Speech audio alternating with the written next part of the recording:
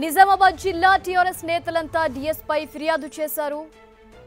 CM KCR ను సాయంత్రం 6 గంటలకు కలవాలని డిఎస్ నిర్ణయించారు. ఢిల్లీలో ఉన్న డిఎస్ సీఎం కార్యాలయానికి ఫోన్ చేసి కేసీఆర్ ని అపాయింట్మెంట్ కోరారు.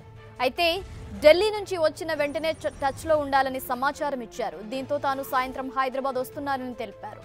తనపై వచ్చిన ఆరోపణల నేపథ్యంలో 6 గంటలకు కేసీఆర్ ను కలిసి డిఎస్ వివరణ ఇచ్చే అవకాశం కనిపిస్తోంది. అయితే ఈ భేటీలో ఏం చర్చిస్తారు, ఏం జరుగుతుంది అనే దానిపై ఉత్కంఠ నెలకొంది.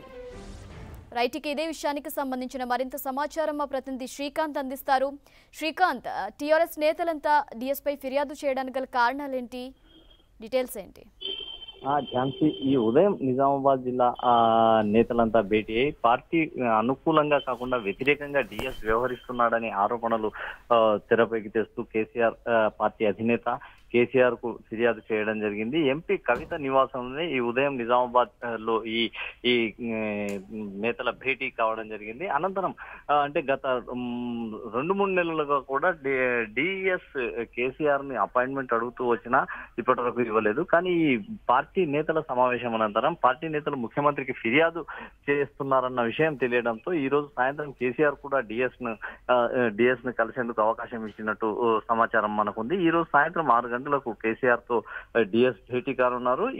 ఈ ఉదయం అంటే జిల్లాకు చెందిన ఎమ్మెల్యేలు, ఎంపీలు, ఎమ్మెల్సీలు లేవనెత్తిన అన్ని అంశాలపై కూడా డిఎస్ వివరణ ఇచ్చే అవకాశం ఉంది. అదేవిధంగా పార్టీలో జరుగుతున్న పరిణామాలను అంటే తనకు తగ్గుతున్న ప్రాధాన్యతను తగ్గుతుందన్న ఒక వాదన డిఎస్ వర్గం కూడా చెబుతుంది. రాష్ట్ర రాజకీయాల్లో ఎంతో సీనియర్ గా గుర్తింపు ఉన్న టిఆర్ఎస్ లో అందుకు అనుగుణంగా గుర్తింపు దక్కడం లేదని డిఎస్ వర్గం నేతలు వాపోతున్నారు. ఈ మొత్తం అంశాలను కూడా ముఖ్యమంత్రి వద్ద డిఎస్ ప్రస్తావించే అవకాశం ఉంది.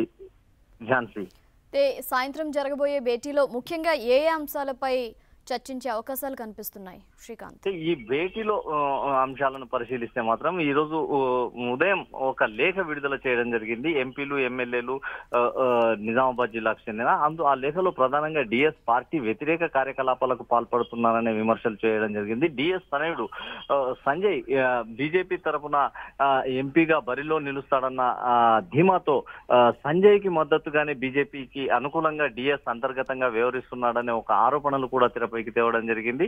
అయితే నిన్న ఇటీవల కాలంలో డిఎస్ ఢిల్లీ పర్యటన సందర్భంగా కాంగ్రెస్ కీలక నేతలతో కూడా భేటీ కావడం జరిగింది. టిఆర్ఎస్ లో డిఎస్ కొనసాగుతున్నంత మాత్రాన టిఆర్ఎస్ పార్టీకి ఏమాత్రం లాభం లేదు, పార్టీ వ్యతిరేక కార్యకలాపాలకే డిఎస్ పాల్పడుతున్నాడన్న ఆరోపణను ఆ పార్టీ అంటే టిఆర్ఎస్ పార్టీ ఎమ్మెల్యేలు, ఎంపీలు అంతా ఏకాభిప్రాయంతో చేయడం జరిగింది. ఇలాంటి పార్టీలో ఇలాంటి నేతలు కొనసాగితే పార్టీకి ఎలాంటి ఉపయోగం లేదన్న అభిప్రాయాన్ని నేతలు వ్యక్తం చేయడం జరిగింది. ఈ అంశాలన్నిటిపై కూడా డిఎస్ కేసీఆర్ కు వివరణ ఇచ్చే అవకాశం ఉంటుంది ఝాన్సీ. అయితే కేసీఆర్ కూడా అంటే సీనియర్ నేతగా డిఎస్ కు ప్రాధాన్యత ఇప్పటి వరకు కల్పిస్తూ వచ్చారు. ఈ భేటీల సందర్భంగా ఎలా వ్యవహరిస్తారన్నదే ఇప్పుడు చర్చనీయాంశంగా మారింది. అందరూ రాజకీయంగా కేసీఆర్ ఈ విషయాన్ని ఇంతటితోనే పులిస్తా పెడతారా, లేకపోతే డిఎస్ పై చర్యలు తీసుకొని పార్టీ నుంచి బయటికి పంపుతారా అన్నదే ఉత్కంఠ రేపుతుంది Jhansi. Right, thank you Srikanth.